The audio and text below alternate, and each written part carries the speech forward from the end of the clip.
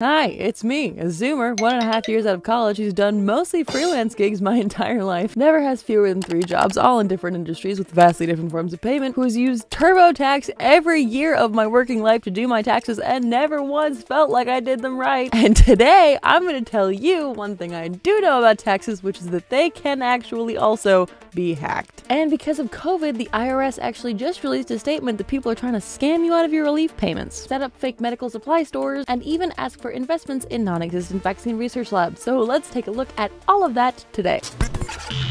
So the IRS is probably one of the most hated branches of the US government for the obvious reason that people don't like having to pay taxes and feel the need to punish the branch of government they see as responsible. The public's response is therefore to always vote in favor of taking money away from the IRS when that is presented to them as an option. The irony of this is that the less money the IRS has allocated to them, the worse they'll actually operate, which makes the act of doing taxes even more painful than it already is. There's less funding allocated to let people help you, answer your questions, and most relevant to us, keep you safe. This became all too clear in 2015 when tax fraud became so rampant it actually became an element of pop culture. The year began with 2 massive data breaches. In February, 80 million patient records were stolen from Anthem, and Premier Blue Cross admitted that 11 million patient records had been breached. The hackers were after identifying patient information, their names, dates of birth, social security numbers, home addresses, email addresses, employment information, and data on their income. Why might this kind of information be useful, you ask? Well, the previous year, the IRS had decided to start moving their traditionally paper filing system to online, to a now infamous website called IRS.gov. On this website, they had a feature called Get Transcript, where you could recall your tax returns from the previous year to see how you'd filed. The problem with this feature was that rather than having every new user create an account when they log onto the site for the first time, IRS.gov used KBA, or knowledge-based authentication. Basically, because the IRS already knows so much about you, they would present you with questions to which they already knew the answers, and to which they assumed only you would also know the answers. Basically like several security questions in a row. Things like, what is your mortgage payment? What was your address in college? What was the first credit card you bought? If you answered all those questions correctly, you would be allowed to proceed to the next portal and get access to tax returns from the previous year. Hopefully you can see where this is going. Armed with information from these massive data breaches, hackers were able to correctly guess the answers to all of these security questions, and therefore they could recall previous year's filings for people that they didn't even know. But Ray, why is that useful? Well, you know how sometimes when you do your taxes, you're notified that your employer withheld too much and you get a tax refund? Well, sometimes that refund can actually be several thousands of dollars. And anyone who had access to your tax refunds from last year would be able to see that you got several thousands of dollars in a refund the previous year. They want your several $1,000s. So what do? They fill out your tax forms for this year identically to the way you filled them out the previous year and get your tax return sent to them. I wish I was kidding. But yes, people will go so far as to complete the grueling process of filling out tax returns just to steal the money the government owes you. But this actually turned into an incredibly lucrative scheme because, again, hundreds of millions of records were exposed. That means hackers doing this could do it to hundreds of millions of people, and they very nearly did. One crew of these hackers was discovered to have issued 13,000 fraudulent tax returns, and through them stolen almost $40 million from the US Treasury. Also, to be clear, this wasn't even really like hacking exactly. Like, they didn't hack the system, and they didn't really even socially engineer anyone. They literally just used the system as it existed and exploited weaknesses in it. And when I say weaknesses, I mean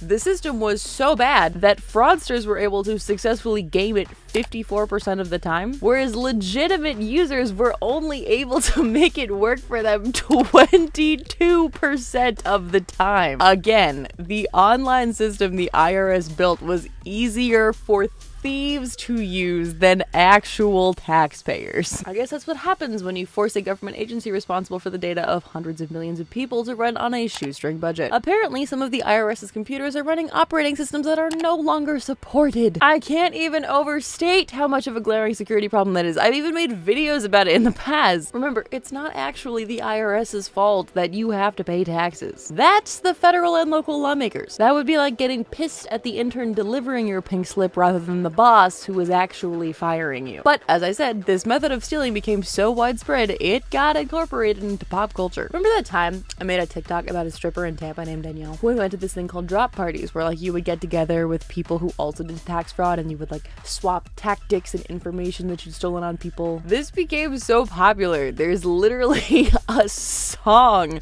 called Drop Ho that straight up like describes in depth the process for committing tax fraud. I will link it below, but frankly, slaps. I don't think I can play the whole thing without YouTube getting mad at me, so I'll just share with you some of the best lyrics. Said her homegirl came with a few names, told me all I need is a laptop and she's gonna show me what to do to make a tax drop. I'ma steal your information on the W-2. Says she needs an address to get more card. Told me get a date of birth, don't forget the social. She got them stacks that went tax on the turbo. Tax on the turbo. It's TurboTax, but it's also fast. Do you get it? It's lyricism. I'm crying, bro.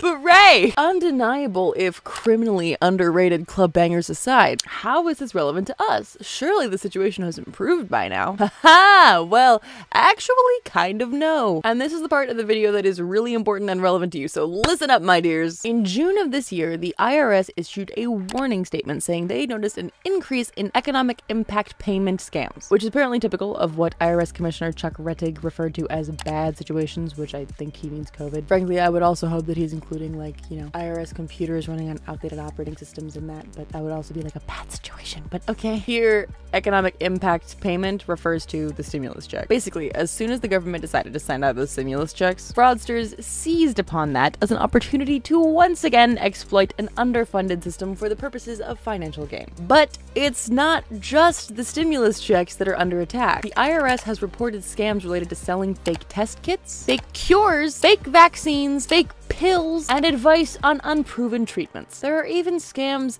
setting up fake charities soliciting donations for individuals or groups affected by COVID, or ones asking for investors in fake companies that are working on fake vaccines, or even fake vendors pretending to sell medical supplies from shops that don't actually exist, which honestly I find really disturbing. Like, imagine you're a healthcare provider in the middle of a global pandemic when you're swarmed with COVID patients and totally swamped, nearly out of resources, and out of nowhere, you think you find some good deals on some medical equipment which you sorely need to save people's lives. But as soon as you complete the payment, the supposed online store vanishes because it was never real. It was just some scammer trying to get money and exploit the people who are actually trying to save others during these horrible, horrible times. I don't think anyone can deny that COVID sucks, dude. You as the healthcare provider are left with less than you started with because you've also lost this money now. Whoever's doing that, like, that is evil. Or think of what it will do to an already mistrustful public to learn that there are companies out there who say that they're creating a vaccine but actually are fake. There are already conspiracy theorists who have decided that COVID is a hoax. And rather than trying to protect and educate them, these scammers want to profit off of them, potentially at the expense of them and everybody else. Healthcare workers are going through hell for us right now. They deserve better. If you hear of somebody doing this, tell them to wise the fuck up. Life's too short to be fucking evil. Anyway, in terms of prevention, the IRS announcement that detailed all of these scams also talked a bit about how they are enacted, and here is what it said. Many of these scams come in the form of phishing emails, texts, and even letters. Apparently, many of them look like this.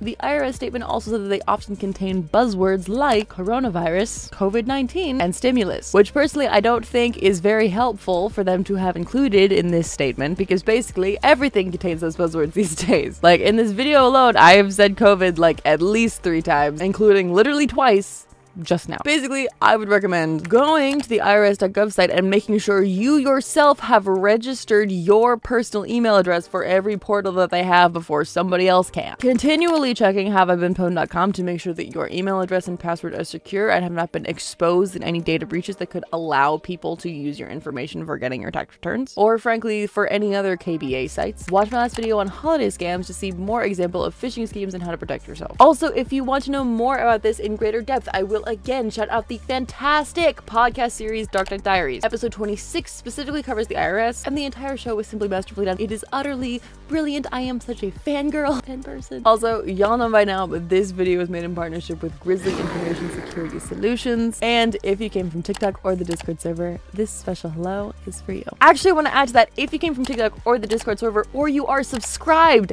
this special hello is for you. Subscribe and this hello can be for you. I love y'all. Stay safe. Till next time.